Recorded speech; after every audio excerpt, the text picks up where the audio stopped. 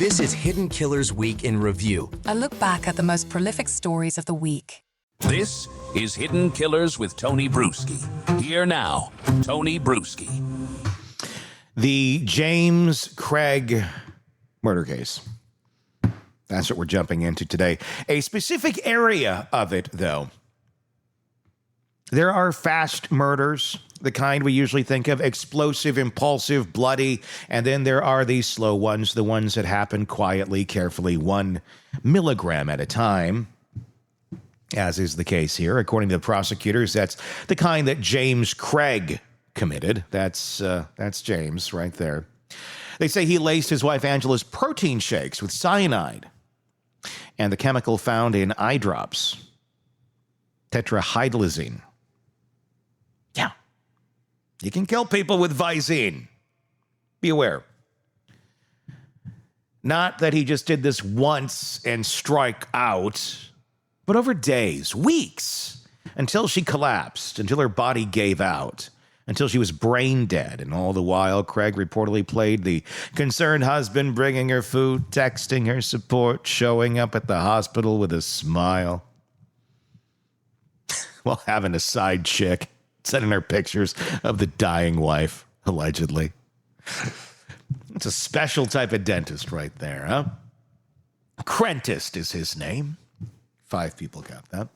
This wasn't just about eliminating someone. It was, if the allegations are true, about control, about watching her suffer and maintaining total command of the narrative. And that brings us to the heart of this conversation. What kind of mind doesn't just kill, but kills in this way? With licensed psychotherapist Siobhan Scott, we're digging into the psychology of poisoning, why someone would choose this method, what it suggests about their relationship with control, and how medical knowledge can be weaponized with compassion, or when compassion, rather, is replaced by pathology. Is it sadism? Is it detachment? Is it a God complex?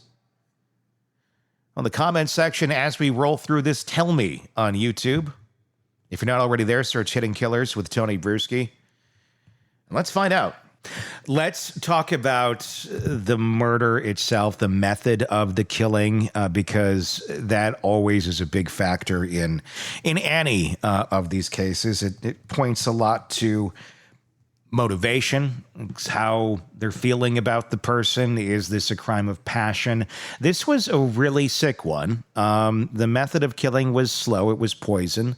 It was methodical. It was slowly introduced over time into her body, allegedly, if he's the one who did it.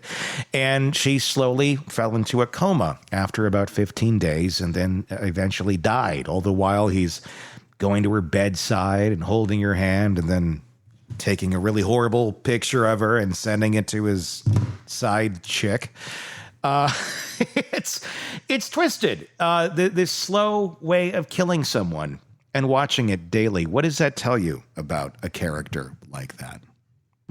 Yeah, somebody who's incredibly into the control, the secrecy, the appearing to be the savior, look what a loving husband I am, but absolutely devoid of empathy. And that's the piece that's, I think, so scary. Yeah, not a crime of passion. He didn't stab her, he didn't strangle her. And in that way, it gives him more distance from it, as if this is just something that's happening, even though, of course, he's the one instigating it all. It's, again, something that a normal person could never wrap their head around. It's insidious. With someone like this, is it more about, assuming he did it, and obviously he's innocent until proven guilty, is it about the sadism of it? Is it about the control, or is there, I mean, control certainly plays into this. Is the control level there because he's fearing the confrontation if he were to do this like a healthy individual and just get divorced? Fear of physical confrontation or verbal confrontation, of being called out for all the downfalls that he has, all of the affairs, and God knows what else is failing in business. Because obviously narcissists, one of the last thing they like, kryptonite is reality. It's being called out. And if you're going to leave a relationship of all this time because of the things you did, you're going to have to face the music. Is this just a way that someone like this has to go? They have to eliminate the person because they couldn't tolerate, they couldn't deal with that actual piece of reality coming to haunt them. I think there is that. There's the saving face, the denial on his part that he's responsible for it because, gee, it was just a little bit of poison, in the smoothie every day. Mm-hmm. So he can keep this psychological distance from it. And the other thing that popped into my head is he does not have to pay spousal support. If she's just gone. And the guy has problems with money. And I'm sure if he was looking at what he was going to be paying in spousal support after a 20-year marriage and 6 kids, he might never be financially solvent again because she was going to be getting a lot of money. And this just eliminates that. And this guy's obviously selfish. Yeah, I mean, without a doubt, he's out there having these affairs, living this life while things all continue to implode all around him. And there's a lot of weird things that went on here. We're going to get into some of it here in just a bit of what was going on behind the jail walls, what he was asking people to do. But before we get to that, when you're trying to evaluate somebody like this, trying to figure out what is going on, and witnesses said, Craigie was calm, even jovial at times in the hospital, just, acting, I don't know what normal is to look like if you have your partner literally dying there. Is there a right way to act in that sort of a situation, or would really anything not stand out when your loved one is literally at death's door as far as their behavior goes? I think that being able to act jovial and calm in that situation is a huge red flag, because for any of us, as I have, as you probably have, if we've ever been through a terminal illness with a loved one, a parent, a grandparent, a sibling, there's nothing more traumatizing than watching someone at the final phase of life. It's horrible.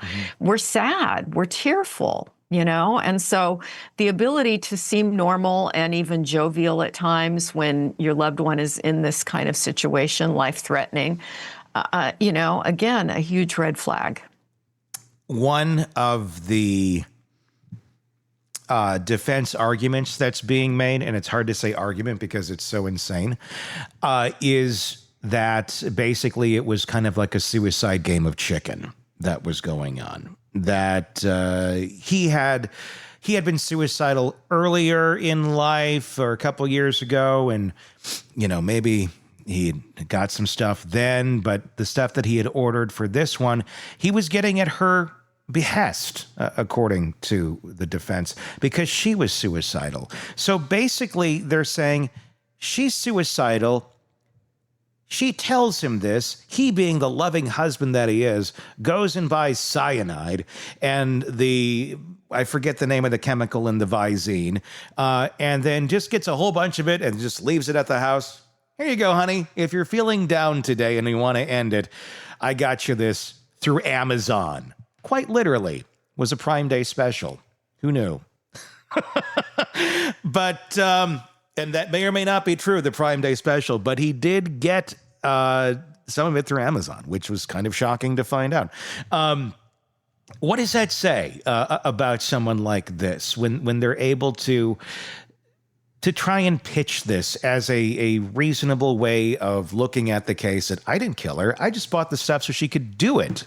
That's love. If this is the best they can come up with, I don't think the guy has a prayer. That is just the stupidest thing I have ever heard. And if I were a defense attorney, I would be embarrassed to try to make that. I'd encourage him to take a plea bargain here. It's It's ridiculous. It would be a difficult one, I think, to spin to a jury. But, crazier things have happened. All they need is that one. They just need the one person to go and say, yeah, I thought about letting my significant other kill themselves. I just bought a whole bunch of bacon grease and wanted to see what would happen. Didn't work out very well. The method of killing on this, obviously, that was a big thing. Of the slow death that his wife had to endure.